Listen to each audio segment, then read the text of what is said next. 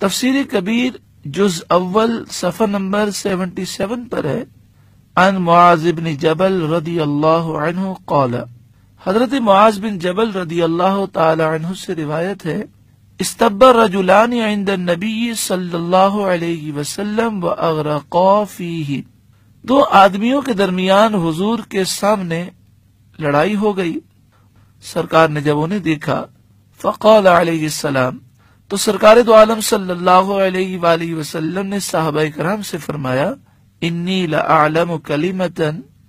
لو قالاها لذهب عنہما ذالک وہی قولہ اعوذ باللہ من الشیطان الرجیم، بے شک میں ایک ایسا کلمہ جانتا ہوں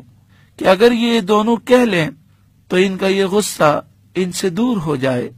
اور وہ اعوذ باللہ من الشیطان الرجیم ہے۔ تفسیر کبیر جز اول صفحہ نمبر 78 پر ہے، روا انس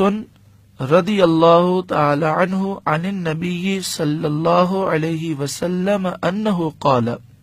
حضرت انس رضی اللہ تعالی عنہ سے روایت ہے، نبی اکرم صلی اللہ علیہ وآلہ وسلم نے ارشاد فرمایا، من استعاذ فی اليوم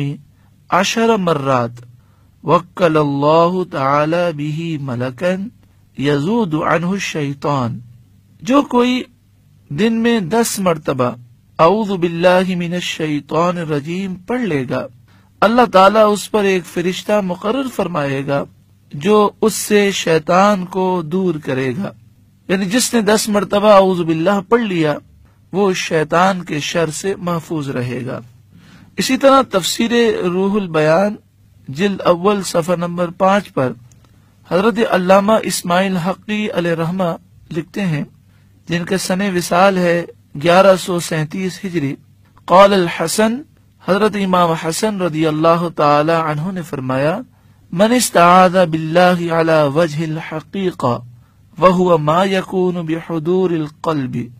جو حضور قلب کے ساتھ، دل کی گہرائیوں کے ساتھ اعوذ باللہ من الشیطان الرجیم پڑھے گا، جعل اللہ بینہ وبین الشیطان 300 حجاب کل حجاب کما بین السماء والارض، اللہ تعالیٰ اس کے اور شیطان کے درمیان 300 پردے حائل فرما دے گا، اور ہر پردہ آسمان اور زمین کے درمیان مسافت کے برابر ہوگا، یعنی اللہ تعالیٰ اسے شیطان سے محفوظ رکھے گا اور شیطان کو اس سے بہت دور کر دے گا۔ المصنف پہلی جلد صفحہ نمبر 85 میں ہے، حضرت عثمان بن ابی العاص رضی اللہ تعالی عنہ بیان کرتے ہیں کہ میں نے عرض کیا، یا رسول اللہ صلی اللہ علیہ وسلم، میرے اور میری تلاوت قرآن کے درمیان شیطان حائل ہو جاتا ہے، یعنی جب میں قرآن پڑھتا ہوں تو مجھ پر شیطان وسوسے ڈالنے کی کوشش کرتا ہے۔ نبی صلی اللہ علیہ وآلہ وسلم نے فرمایا، اس شیطان کا نام خنزب ہے، تم جب اس کو محسوس کرو تو اعوذ باللہ من الشیطان الرجیم پڑھو اور الٹی جانب بائیں جانب 3 بار تھوکو۔ بعض محققین نے فرمایا یہاں تھوکنے سے مراد تھوکنا نہیں بلکہ الٹی جانب 3 بار تھو کرنا ہے۔ المصنف پہلی جلد صفحہ نمبر 85 پر ہے، حضرت ابراہیم رحمت اللہ علیہ نے فرمایا، ہر چیز سے پہلے اعوذ باللہ من الشیطان الرجیم پڑھنا کافی ہے۔ محترم پیارے بھائیوں اور بہنوں، ہمیں چاہیے کہ جب ہم قرآن مجید فرقان حمید کی تلاوت کریں تو دل کی گہرائیوں سے اعوذ باللہ من الشیطان الرجیم پڑھیں، اللہ تعالی ہمیں نفس و شیطان کے وار سے محفوظ فرمائے۔ اعوذ باللہ من الشیطان الرجیم،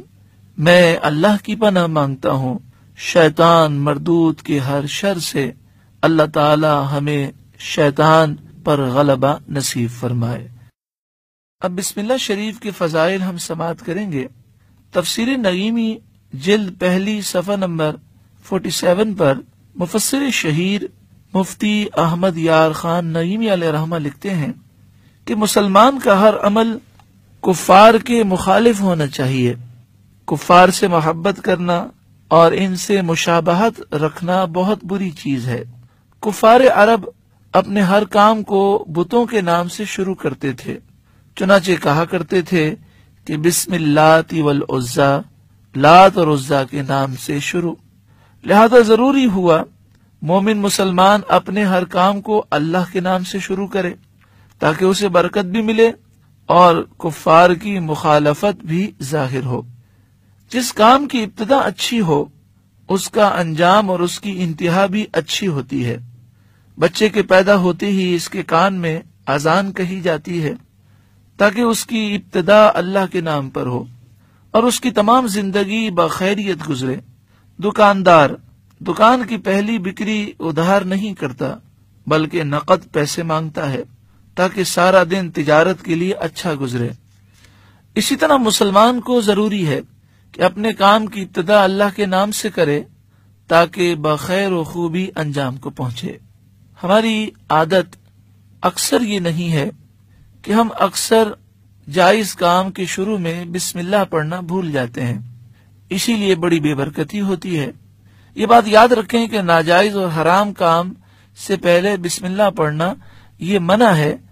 اور اگر وہ حرام قطعی ہو اور اس موقع پر بسم اللہ پڑھے، جیسے چوری کرتے ہوئے بسم اللہ پڑھنا، وہ کفر ہے۔ تو جو جائز کام ہے، جو اچھے کام ہے، چاہے وہ چھوٹے ہوں چاہے بڑے ہوں، ہمیں چاہیے کہ ہم بسم اللہ الرحمن الرحیم پڑھا کریں۔ مثلا گھر میں داخل ہوتے وقت، گھر سے نکلتے وقت، گھر کا دروازہ کھولتے وقت، گھر کا دروازہ بند کرتے وقت، لائٹ چلاتے ہوئے، لائٹ بند کرتے ہوئے، کھانے سے پہلے، سونے سے پہلے۔ اللہ تعالی ہمیں عمل کی توفیق عطا فرمائے۔ مفتی احمد خان نعیمی علیہ رحمہ لکھتے ہیں، سرکاری مال پر کوئی سرکاری علامت لگا دی جاتی ہے تاکہ چور اس کو لیتے ہوئے خوف محسوس کرے اور چرا نہ سکے، کیونکہ سرکاری مال کی چوری ایک قسم کی بغاوت ہے۔ اسی طرح مسلمان کو چاہیے کہ اپنے ہر کام کے شروع میں بسم اللہ پڑھ دے تاکہ یہ بسم اللہ رب العالمین کی نشاندہی بن جائے اور شیطان چور اس میں اپنا دخل نہ دے سکے۔ حدیث پاک میں بھی آتا ہے کہ جس کام کے شروع میں بسم اللہ نہ پڑھی جائے اس میں شیطان شریک ہو جاتا ہے۔ بسم اللہ کے پڑھ لینے سے وہ کام شیطان سے محفوظ رہتا ہے۔ آدمی جس کا ذکر کرتا ہے اس کو اسی کے ساتھ رکھا جاتا ہے۔ انسان بسم اللہ زیادہ پڑھے تو انشاءاللہ دونوں جہاں میں اللہ کی رحمت اس کے ساتھ رہے گی۔ اس بات کو تفسیر کبیر میں لکھا گیا، اور پھر امام فخر الدین رازی، جن کا سن وصال 606 ہجری ہے،